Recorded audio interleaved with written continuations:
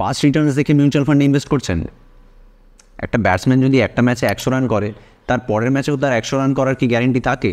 বা আমরা কি সেই একটা ম্যাচ দেখে সেই ব্যাটসম্যানটাকে ভালো ব্যাটসম্যান বলতে পারি?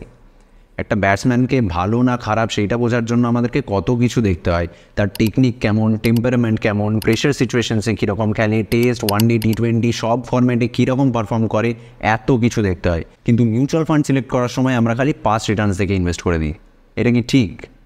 মিউচুয়াল ফান্ডসেও অনেক কিছু দেখতে হয়। কী কী দেখতে হয়, কোন কোন ফ্যাক্টরসের দিকে নজর রাখতে হয়, দেখবো এই ভিডিওতে। কিন্তু সবচেয়ে প্রথমে আপনাকে জানতে হবে যে মিউচুয়াল ফান্ডে ইনভেস্ট করতে গেলে আপনাকে করতে হবে লং টার্মের জন্য মিনিমাম 5 বছর বা অ্যাটলিস্ট 3 বছর। যদি শর্ট টার্মে আপনার কোনো টাকার দরকার হয় তো সেই টাকার জন্য আপনি মিউচুয়াল ফান্ড বা স্টক মার্কেটে ইনভেস্ট করবেন না। কারণ এমন অনেক পিরিয়ড দেখা গেছে যে 3 বছর 5 বছর ধরে স্টক মার্কেট কোনো রিটার্ন দেয়নি বা নেগেটিভ রিটার্নস দিয়েছে। তো শর্ট টার্মের কোনো গোলের জন্য যদি আপনি মিউচুয়াল ফান্ডে ইনভেস্ট করেন তাহলে সেই টাকা আপনার লসেও যেতে পারে। এবার যখন আমরা ঠিক করে নিলাম যে লং টার্মের জন্য ইনভেস্ট করব, তারপর আমাদেরকে বুঝতে হবে যে মিউচুয়াল ফান্ডে ইনভেস্ট করার সময় আমরা দুজনের উপর ট্রাস্ট করি। এক, এএমসি যার আন্ডারে আপনার ফান্ডটা আছে, আর 2, ফান্ড ম্যানেজার যে আপনার টাকাটা ম্যানেজ করছে। একটা এএমসি কি চাইবে যে তার ফান্ডে যেন বেশি বেশি টাকা আসে, সেখান থেকে যে কমিশনটা পাবে সেটাই তো তাদের ইনকাম। তো তারা যখন নতুন কোনো ফান্ড লঞ্চ করে তখন তারা হাই রিস্ক নিয়ে শর্ট টার্মে হাই রিটার্নস দেওয়ার চেষ্টা করে। কারণ ম্যাক্সিমাম ইনভেস্টররা ইনভেস্ট করার আগে কি দেখবে? পাস্ট 1-2 বছরের রিটার্নস। তাই তারা হাই রিস্ক নিয়ে আনএক্সপেক্টেড রিটার্নস দেওয়ার চেষ্টা করে।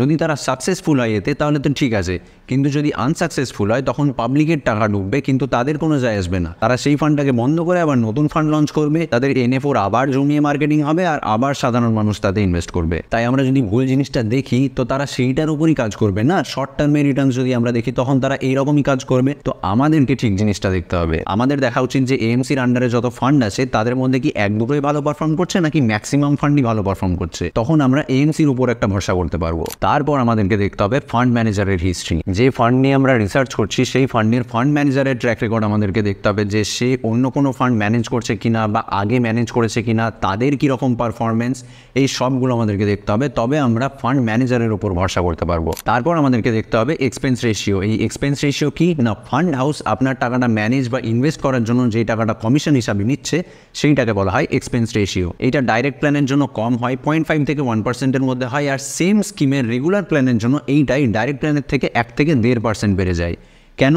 কারণ মাঝে এজেন্ট বা ডিস্ট্রিবিউটাররা চলে আসে আর তারা সেই কমিশনটা খায়। আপনি যদি কোনো ব্যাংকে গিয়ে এজেন্টের মাধ্যমে মিউচুয়াল ফান্ড খুলেছেন তখন আপনি দেখতে পাবেন যে তারা আপনাকে রেগুলার প্ল্যানে ইনভেস্ট করিয়েছে আর সেই কমিশনটা তারা খাচ্ছে। চলুন একটা ফান্ডের ডাইরেক্ট প্ল্যান আর রেগুলার প্ল্যানকে কম্পেয়ার করে দেখি। এই ভিডিওতে আমি এক্সপ্লেন করার জন্য অ্যাক্সিস স্মল ক্যাপ ফান্ডের এক্সাম্পল নেব। এইটা কিন্তু কোনো ফান্ড রেকমেন্ডেশন নয়। তো আমরা এখানে দেখতে পাচ্ছি যে অ্যাক্সিস স্মল ক্যাপ ফান্ডের ডাইরেক্ট প্ল্যানের এক্সপেন্স রেশিও হলো 0.52%, আর সেম ফান্ডের রেগুলার প্ল্যানের এক্সপেন্স রেশিও হলো 1.63%, 1.11% ডিফারেন্স।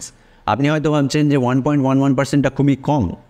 চলুন দেখে নিই এটা কতটা ডিফারেন্স তৈরি করতে পারে। তো আমরা এখানে দেখতে পাচ্ছি রেগুলার প্ল্যানের পাস্ট 10 ইয়ার্সের এসআইপি রিটার্নস হলো 21.49%, আর সেম ফান্ডের ডাইরেক্ট প্ল্যানের এসআইপি রিটার্নস হলো 23.03%। এটা যদি আমরা এসআইপি ক্যালকুলেটরের মাধ্যমে ক্যালকুলেট করি তো আমরা পাবো, ধরুন আপনি 10,000 টাকা ইনভেস্ট করছেন 10 বছরের জন্য, আর রেগুলার প্ল্যানে আপনি 21.49% রিটার্ন পাচ্ছেন।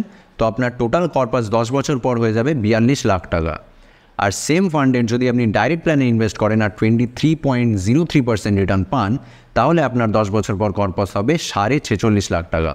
4.5 লাখ টাকার তফাৎ। এই সেম জিনিসটা আপনি 20 বছর আর 30 বছরের জন্য ক্যালকুলেট করে দেখবেন আর ডিফারেন্সটা কমেন্ট করে জানাবেন। তো আমরা দেখতে পেলাম যে এই 1-1.5%-এর কমিশনটা কতটা বড় ডিফারেন্স তৈরি করতে পারে। তো আমরা জানলাম যে আমাদেরকে সবসময় ডাইরেক্ট প্ল্যানে ইনভেস্ট করা উচিত। আপনার কাছে ইউটিউব আছে, গুগল আছে, এই ভিডিওটা দেখার পর তো আপনি রিসার্চ করে মিউচুয়াল ফান্ড সিলেক্ট করতে শিখে যাবেন। তারপর আপনি ডাইরেক্ট প্ল্যানে ইনভেস্ট করে 1 থেকে 1.5%-এর কমিশনটা বাঁচিয়ে নেবেন। এরপর আমরা দেখবো আমাদের ফেভারিট জিনিস পাস্ট রিটার্নস। পাস্ট রিটার্নস দেখার জন্য আমরা দেখি অ্যানুয়ালাইজ রিটার্নস, যেটাকে আমরা সিএজিআর বলি। এই ফান্ডের ডাইরেক্ট প্ল্যানের অ্যানুয়ালাইজ রিটার্নস আমরা দেখতে পাচ্ছি যে পাস্ট 1 ইয়ারে 36%, পাস্ট 2 ইয়ার্সে 28%, এইরকম।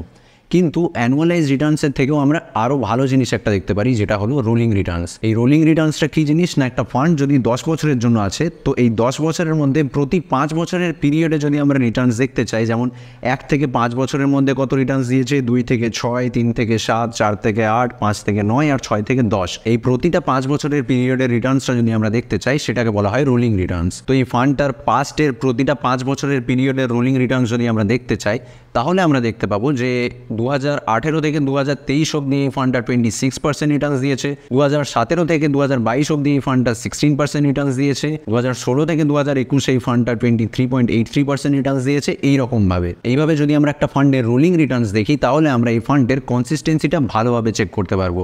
তখন আমরা বুঝতে পারবো যে এই ফান্ডটা কোনো এক বছরের এক্সট্রাঅর্ডিনারি পারফরমেন্সের জন্য তার সিএজিআর বেড়ে গেছে, নাকি সব সময় প্রতিটা পিরিয়ডেই ফান্ডটা কনসিস্টেন্টলি পারফর্ম করেছে। তো রিটার্ন কম্পেয়ার করা হয়ে গেল। তারপর আমাদেরকে দেখতে হবে পোর্টফোলিও টার্নওভার রেশিও। এই পোর্টফোলিও টার্নওভার রেশিওটা কি জিনিস? এইটা বলে যে ফান্ড ম্যানেজার কত ফ্রিকোয়েন্টলি তার পোর্টফোলিওতে চার্নিং করছে, মানে কত ফ্রিকোয়েন্টলি সে স্টকস বাই অ্যান্ড সেল করছে। এই ফান্ডটার জন্য আমরা দেখতে পাচ্ছি পোর্টফোলিও টার্নওভার রেশিও হলো 24%, আর তার ক্যাটাগরির বাকি ফান্ডদের পোর্টফোলিও টার্নওভার রেশিও হচ্ছে 120%। তো এইখান থেকে আমরা বুঝতে পারছি যে এই ফান্ডের ফান্ড ম্যানেজারের ক্ল্যারিটি আছে। সে যখন একটা স্টক কিনে তখন সেটাকে লং টার্ম অবধি হোল্ড করে, তাড়াতাড়ি সেটাকে সেল করে না। পোর্টফোলিও টার্নওভার রেশিও যত কম হবে ততই ভালো। এরপর আমরা দেখতে পাচ্ছি যে এই ফান্ডটা কী কী স্টক হোল্ড করছে সেটার একটা লিস্ট আছে, কিন্তু আমি অ্যাজিউম করবো যে আমরা স্টকের ব্যাপারে কিছু জানি না, ওই জন্যই আমরা মিউচুয়াল ফান্ডে ইনভেস্ট করছি, হ্যাঁ না? আমরা যদি স্টকের ব্যাপারে জানতাম তাহলে তো আমরা ইন্ডিভিজুয়ালি স্টকসেই ইনভেস্ট করতে পারতাম। তো আমাদেরকে যদি দেখতেই হয় যে ফান্ডটা কোথায় কোথায় ইনভেস্ট করেছে, তাহলে আমরা দেখতে পারি ফান্ডটার সেক্টর ওয়াইজ অ্যালোকেশন। তাহলে আমরা বুঝতে পারবো যে ফান্ডের সেক্টর ওয়াইজ ডাইভার্সিফিকেশনটা কেমন, একটা সেক্টরেই কনসেন্ট্রেটেডভাবে ইনভেস্ট করছে নাকি বিভিন্ন সেক্টরে ডাইভার্সিফাই করে ইনভেস্ট করছে। ডাইভার্সিফিকেশন যত বেশি থাকবে ততই ভালো। তারপর আমাদেরকে দেখতে হবে কিছু রেশিওজ, যেমন standard deviation, beta, Sharpe ratio, Treynor's ratio, Jensen's alpha. এই যে প্রথমেই আছে স্ট্যান্ডার্ড ডিভিয়েশন আর বিটা, এই দুটো একই জিনিস বলে যে ফান্ডটা কতটা ভোলাটাইল। এই স্ট্যান্ডার্ড ডিভিয়েশন আর বিটা যত লো হবে তত ভালো, তাতে আমরা বুঝতে পারবো যে ফান্ডটা কম ভোলাটাইল।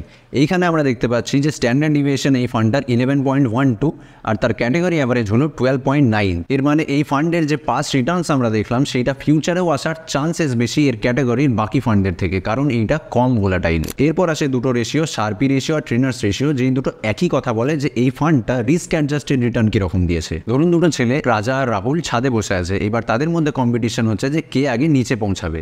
রাজা ঠিক করলো যে সে ঝাঁপ মেরে নিচে পৌঁছাবে, আর রাহুল ঠিক করলো যে সে সিঁড়ি দিয়ে নিচে পৌঁছাবে। এবার রাহুলের সিঁড়ি দিয়ে নিচে নামতে 30 সেকেন্ড সময় লাগলো, আর রাজা 28 সেকেন্ড অবধি ঠাকুর নাম করলো আর 2 সেকেন্ডে ঝাঁপ মেরে নিচে পৌঁছে গেল। এইখানে দুজনের সেম টাইমে সেম ডেস্টিনেশনে পৌঁছালো, কিন্তু রাহুল রাজার থেকে অনেক কম রিস্ক নিল, তাই রাহুলের রিস্ক অ্যাডজাস্টেড রিটার্ন রাজার থেকে বেশি। একইভাবে যদি এই দুটো রেশিওকে আমরা দেখি, তো যে ফান্ডের এই দুটো রেশিও বেশি হবে সেই ফান্ড তত ভালো। মানে ধরুন দুটো ফান্ড আছে, ফান্ড এ আর ফান্ড বি, দুজনেরই সিমিলার রিটার্নস, কিন্তু ফান্ড এ এর শার্পি রেশিও ফান্ড বি এর থেকে বেশি। তখন আমরা ফান্ড এ কে চুজ করবো, কারণ ফান্ড এ কম রিস্ক নিয়ে বেশি রিটার্ন দিচ্ছে। তারপর আসে আলফা। আমরা দেখতে পাচ্ছি এই ফান্ডের আলফা হলো 2.45 আর তার ক্যাটাগরি অ্যাভারেজ হলো 2.04। এই আলফাটা কি? ধরুন একটা ফান্ড আছে, তার বেঞ্চমার্ক হলো নিফটি 50, তাকে নিফটি 50কে বিট করতে হবে। এবার নিফটি 50 ধরুন এক বছরে 12% রিটার্ন দিল, আর সেই ফান্ডটা 13% রিটার্ন দিল। তো এই ফান্ডটার আলফা হবে 1, কারণ এ 1%-এ তার বেঞ্চমার্ককে বিট করেছে। এই আলফা যত বেশি হবে তত ভালো। ব্যাস, তো আমরা মিউচুয়াল ফান্ড সিলেক্ট করতে শিখে গেলাম। কীভাবে সিলেক্ট করবো, আমাদেরকে কী কী দেখতে হবে? AMC track record, fund manager track record, expense ratio, rolling returns আর এইসব ratio, Sharpe ratio, standard deviation, alpha, beta, এইসব। কিন্তু তবুও আমরা অনেক ভুল করবো ফান্ডে ইনভেস্ট করার আগে বা ইনভেস্ট করার সময়, যেটা ম্যাক্সিমাম সাধারণ লোক করে থাকে, যার জন্য তাদের রিটার্নস কম্প্রোমাইজ হয়, ইভেন তাদের ইনভেস্টমেন্ট লসে চলে যায়। কী কী ভুল জানবো পরের ভিডিওতে। সেই ভিডিওটা দেখতে হলে চ্যানেলটা সাবস্ক্রাইব করে রাখতে পারেন। এই ভিডিওটা এই পর্যন্তই, কোনো কোয়েশ্চেন্স থাকলে কমেন্টসে জানান। দেখা হচ্ছে পরের ভিডিওতে। টাটা।